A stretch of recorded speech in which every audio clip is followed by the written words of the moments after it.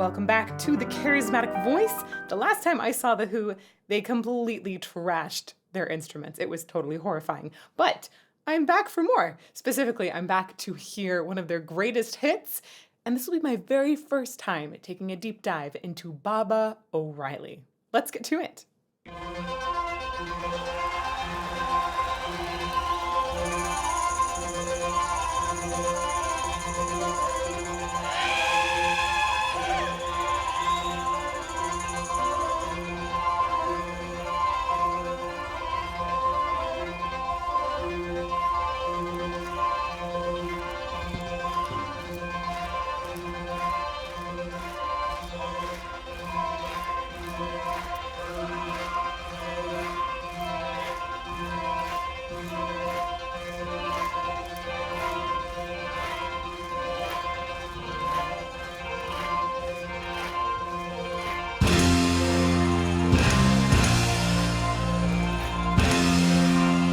This is interesting. I think I've heard this intro potentially before somewhere. It sounds a little bit familiar, but at the same time, like listening closely to it right now, it sounds unfamiliar because I'm thinking, wow, why did they choose that synth? There's like a certain shakiness to it that sort of mimics the shake in the tambourine. It's very extended, right? It feels like it's building up a lot of excitement in the intro. So there's just a lot of things about it that feel like they're ringing bells, yet not at the same time. I'm going to go back to the beginning. I'm actually really, really fascinated by this intro, so we might do it a few times.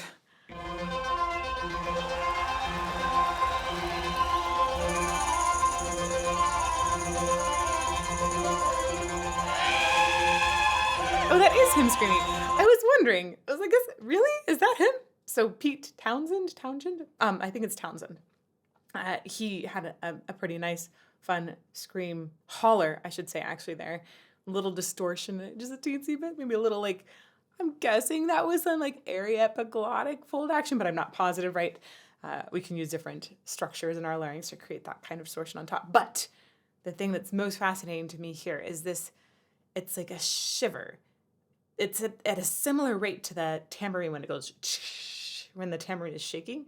There's a similar rate of disturbance that's happening in the synthesizer.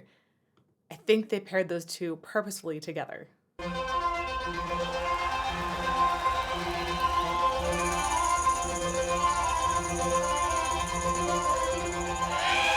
go so remarkably well.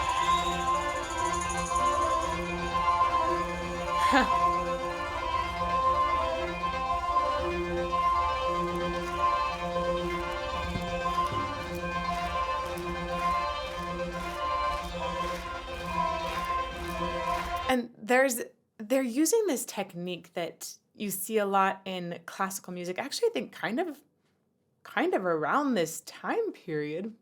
I'll have to go back and check my time period. So it's been a bit since I really studied that specific area. There's this movement called minimalism, where you would repeat one set of notes in a similar rhythm pattern over and over, and then make a small shift, and then maybe another small shift somewhere else. It's sort of incredible. It almost distorts your sense of time. It's amazing how one tiny shift in music can change everything. And we've seen that movement just spread out into so many different areas of music. It came into opera, and Akhenaten is an opera I performed that really was based on a ton of minimalism, was so fascinating. I loved it. That showed up as well into a lot of different film scores. And there's like a romantic minimalism movement that came out of it. There's so many interesting things. I've never thought about how it really came into rock and roll, though. And I definitely think they're making use of this now. So there's like a single pattern that's repeating over and over, and it's identical until one tiny shift, and then they do like an identical pattern a few more times, and then another tiny shift. Really, really cool to see that showing up in rock in the 70s too. Whew.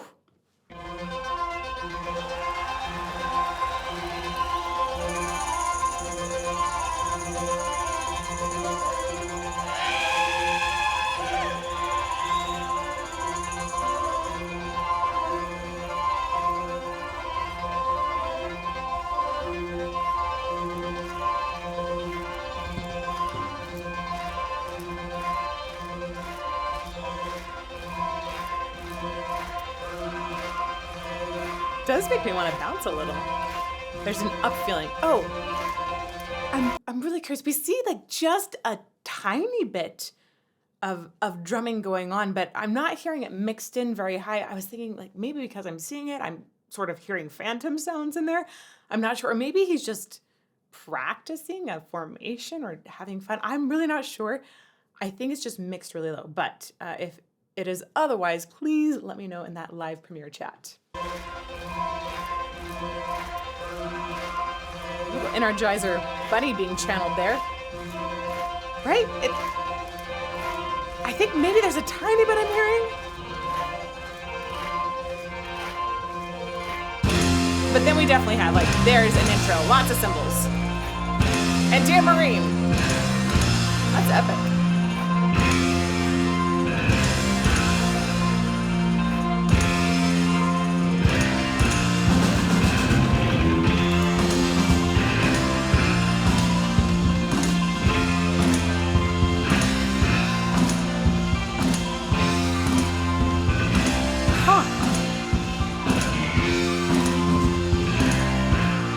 So in all of this, we've gotten some layers in, but we still have this minimalistic thing appearing, right? Same bass line, just repeated over and over and over. We still have that same original set of pitches that's going in the background with the synths. I'm honestly just really shocked. I feel that this is a bold decision, yet somehow it feels trendy, like not just something that's a little avant-garde, but trendy. Weird. I think it might be the way that the percussion affects the whole element that feels trendy to me. Like we're definitely in a 4/4 time right now.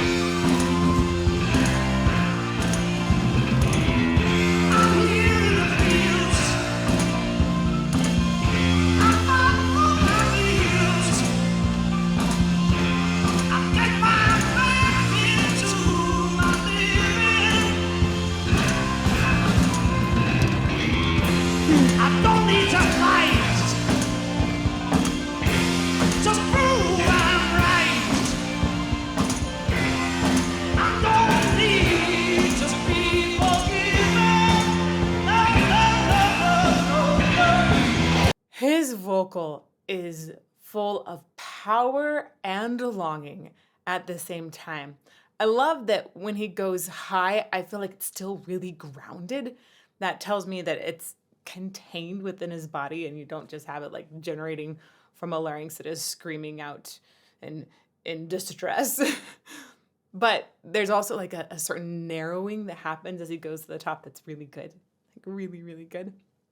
I'm going to go back a little bit, talk a little bit more about why this vocal is good.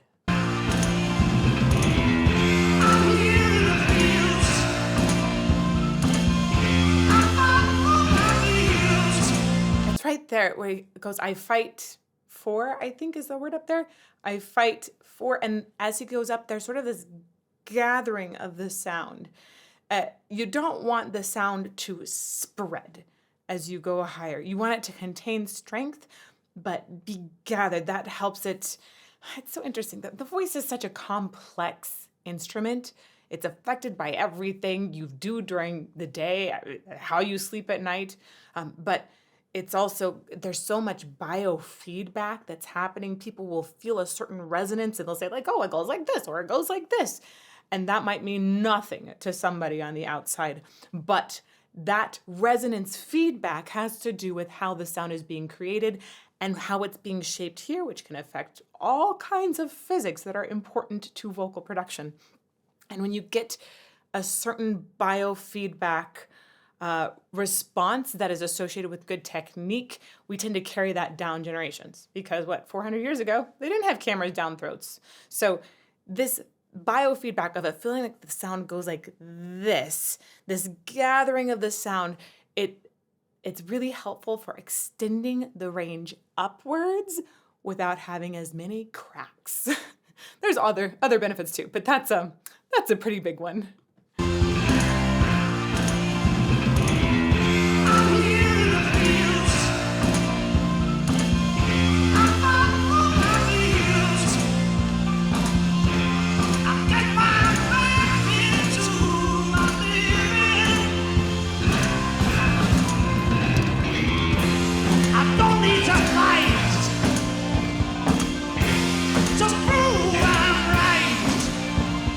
One of the other things I really like about Roger Daltrey's voice is when he adds that bit of grit in the sound, it is not affecting the fundamental creation of the pitch. The pitch is going to be created at the true vocal fold level, right? Those come together, they go wacka, wacka, wacka really, really fast. That creates a disturbance in the air that our ears receive. And it's like, oh, that's a pitch because it repeated, oscillated at that rate so many times per second. That's a pitch. And so if that's creating the pitch, it should not be creating other distortion as well. You don't want that to get into the pitch, and the vocal folds are very persnickety. They're a little tender, shall we say, delicate. And if you try to create a rough sound like that with a structure that is designed for this smooth oscillation, that can lead to damage. Instead, if we have a separation essentially in tasks in the vocal tract, and we have the vocal folds creating a pitch and then some other piece of anatomy above. I like to call them fleshy bits. And those go wacka, wacka, wacka, or smacka, smacka, smacka. And they don't have the same ability that we've seen regularly, at least, to create and oscillate at like a regular speed and create a pitch. Instead, they create this noise, this distortion that makes it gritty on top. And I mentioned aryepiglottic folds before. That's one of the ones we often see creating a little bit of a disturbance above the pitch. And I wouldn't be surprised if that was involved here, or maybe some arytenoid cartilages. Those structures on top, I want so much more study on. And I am in the process of trying to ensure that that happens. So we just understand more how to do this in a super healthy way, and a way that could perhaps be coached in all kinds of singers. It's being done, but we'd like to have a lot more information on how to do it really, really well. Okay, back to him. I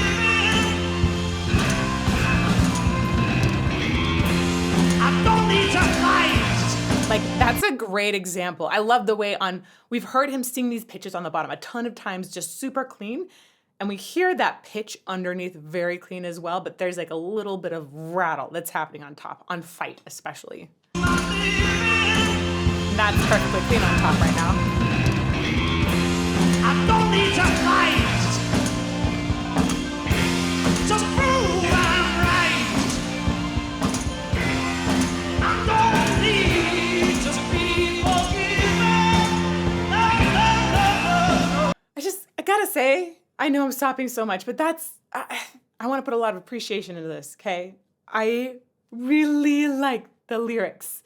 I really like the lyrics. I don't need to fight to prove I'm right. I don't need to be forgiven. Gosh, those are wonderful things to live by. I feel that oftentimes it isn't until you stop fighting and trying to gain everybody's okay. It's once you finally stop that and you know you're right, you have that confidence and that assuredness, that's when people start to listen. That's when you've got that balance that you finally have found in life, and a certain source of power from where you can express yourself. I love those lyrics. I don't think I can say that enough. I don't need to fight to prove I'm right. I don't need to be forgiven. No, no, no, no. Okay, I'm sorry. I'm going to speak to that one more time. It really hits me. I love that lyric. And one of the reasons is because I'm on YouTube. And I think any person, I'm going to just speak to y'all out there that are interested in starting a YouTube channel, or you're struggling to make it. We've talked with so many people who want to do YouTube as their life. It is incredible. I love my life. This is the best job that I never could have even imagined for myself. I love it. I have people come around all the time and say, how do we know that she knows what she's talking about? She's never sung a note in her life. I kid you not. For those of you who are our core group of fans, you're probably screaming right now, what? Never sung a note in her life? I'm they don't know. They don't know that I spent decades singing, that I have this huge resume of operatic experience. And you can go find it online if you just want to search for it. But most people would rather tear down than actually seek to understand. So I love the thought that I can be on YouTube, I can talk about my expertise, but I don't have to prove it every single moment. And I think that sometimes people will go on camera and they'll talk about all of the little things, or they'll show off all of the things they can do with their voice. And it just is different when you have somebody who's so secure in what they've done. I think there's a certain understanding from the audience, most people at least, essentially in the core audience, that, hey, this person doesn't need to prove everything. If you really want to go back and see it, you can go see it, but they don't have to prove it in every single video. And that kind of confidence, I really think it builds a better community. So those of you who are looking at starting YouTube channels and you're getting torn down like crazy, just get the confidence inside and know you don't have to prove every single moment that you're right. If you know you're right, just go do it. Okay. Gosh, this line is great. I don't need to fight to prove I'm right. I don't need to be forgiven. No, no, no, no, no,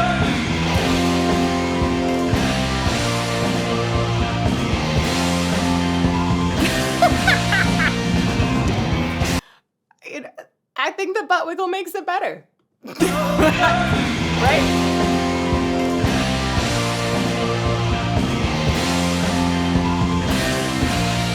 Shake the tail feathers.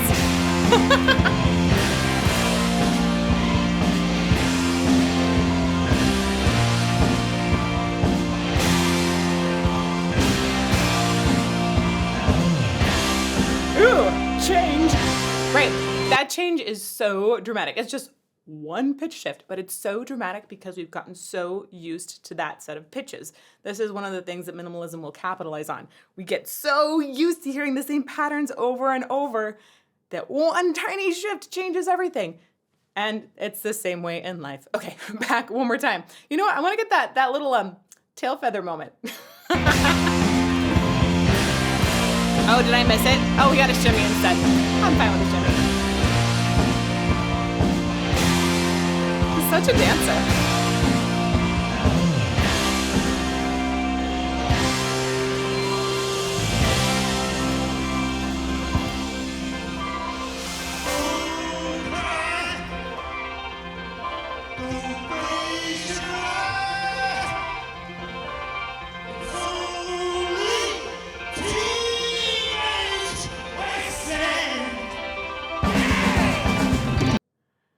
Gosh.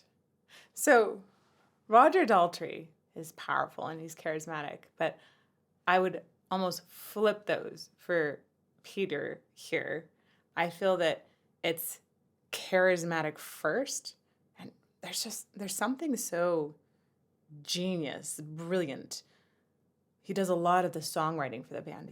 There's a brilliance about him and the way he's put things together.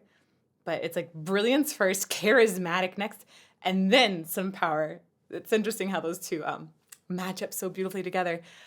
The gaze that he has while he's singing those lines is amazing. His energy is incredible. The whole band's energy is incredible. I've said this before. I think that the bass is like the older sibling. It's like, okay, youngsters. I'm going to go back one more time. I think this is the first time I've actually heard him on a solo moment.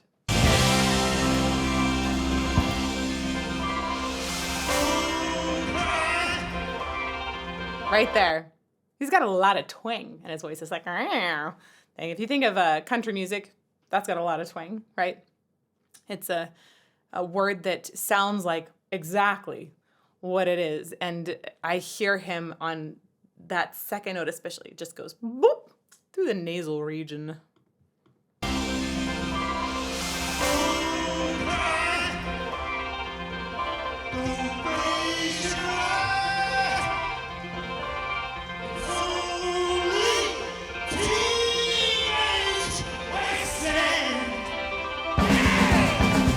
I love the way he keeps that same focus point with his eyes.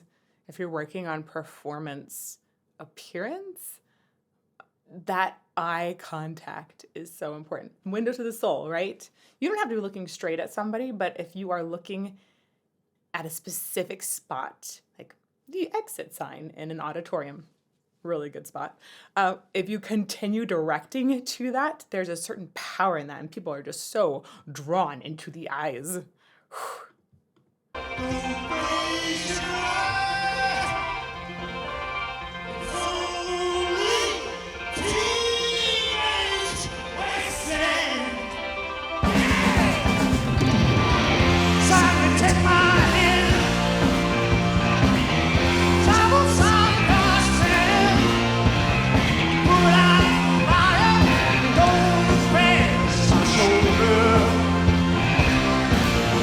He does a great job of bringing strength into that lower section as well. I like that. He's got a really almost like a self-compression that he's doing throughout his range. Gonna go back one more time. One other thing to watch for, just check out, I'm gonna go back again to here. Notice the mouth shape differences, and I'll talk more to that in a little bit.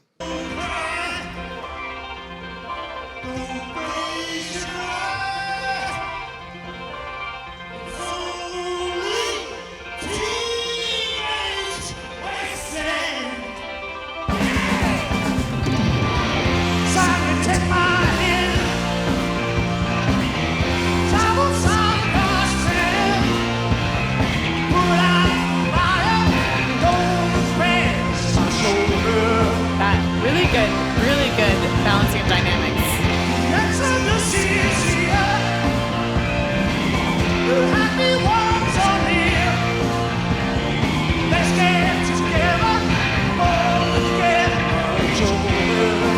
Beautiful. Okay, quick mouth shape discussion here. With Peter, when he is singing, a lot of times his jaw is a little bit more closed. I think we had just a little bit less clarity in the lyrics, partly because of this. Roger Daltrey opens his mouth more. And when the jaw, it drops down and back, when it drops down and back, there is more space for the tongue to move around. And then we can often get clearer vowels, also just bigger shapes in general, so we can get a little more enunciation. You're probably thinking, Elizabeth, how does that apply to grunge? Because you guys have heard me say many times that in the grunge styling, a lot of times the mouth is just more closed. And I think that with grunge, they actually do have some rather radical positions of the tongue, very active positions, despite a more closed mouth, that it's more active than one would naturally create with a closed mouth. But we can talk about that in some grunge analysis in a different movie for another day.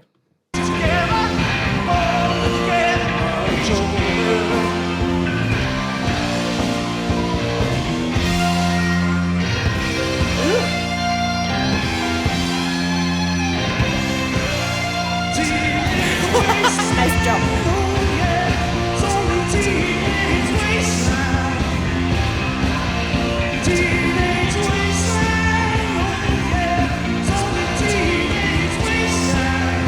I've totally heard Teenage Wasteland before. I bet this was in a film or something where it was placed, because that's really familiar. Also, what an interesting concept, a Teenage Wasteland, is that I know that they talk a lot about sort of the experience of becoming lost. I think there's like a spiritual existentialism crisis that is happening that they're highlighting. Oh, I'm going to think about that. We'll talk about that some more in just a little bit.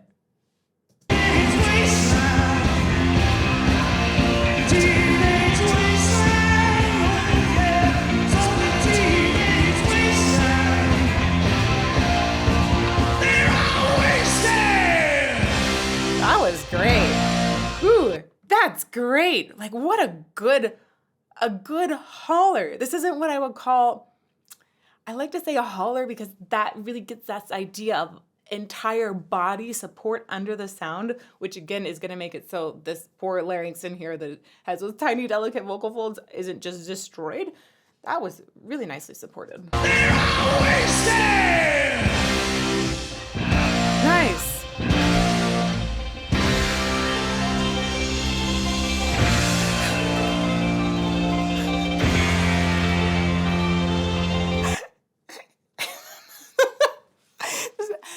His headphones are taped on.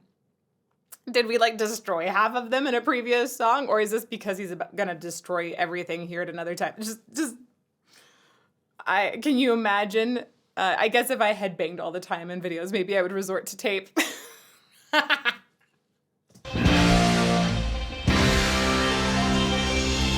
And how much hair has he lost taking headphones off?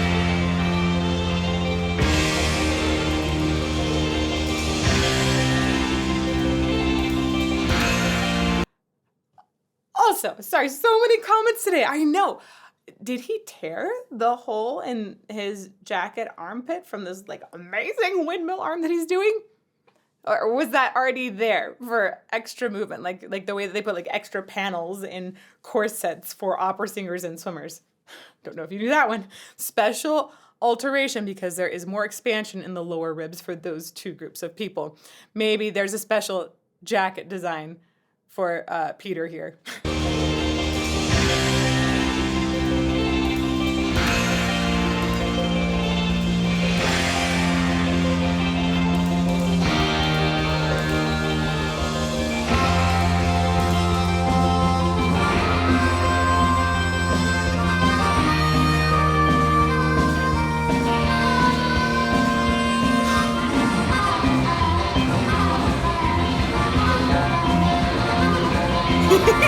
What is this?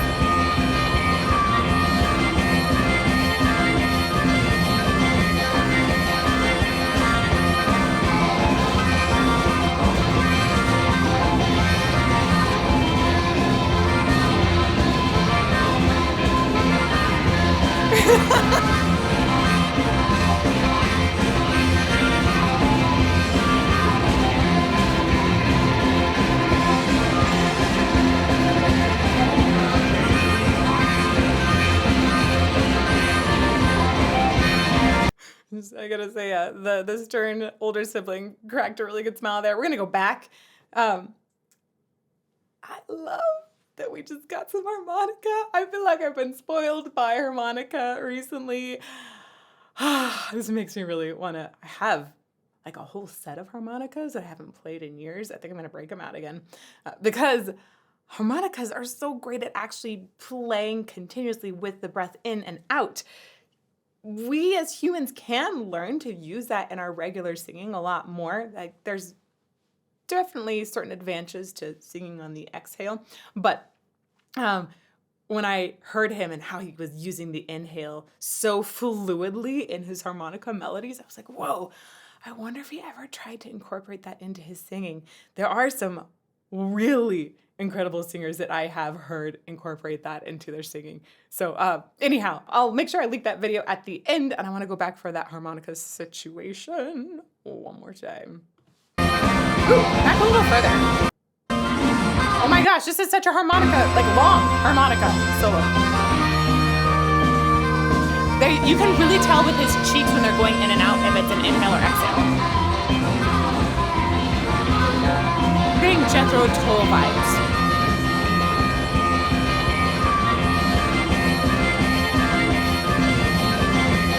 Wow.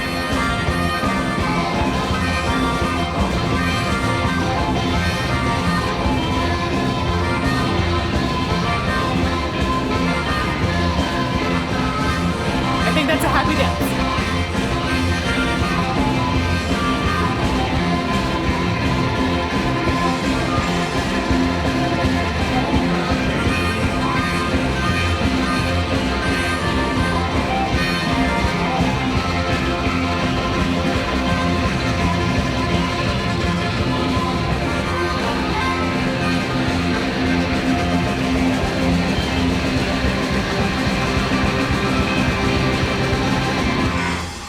Wow. Wow. It's fascinating how that is dissolving into mayhem at the end, but not so much mayhem that their instruments totally get broken, though I have no idea what happened to that harmonica. That was so cool. That was so cool. What an explorative piece that's incorporating so many different elements. Fascinating throughout, and yet so powerful in the lyrics. It feels right trendy yet avant-garde. It seems like it's setting new directions. What a fascinating song. Wow. Okay, so I'm going to link to a couple of the songs that I mentioned. Especially, we're going to talk about some inhalatory phonation in one of these videos. I'm going to link to some Jethro Tull. Might throw in a couple extra just for goods in a playlist over here. And may you fall more in love with music every day.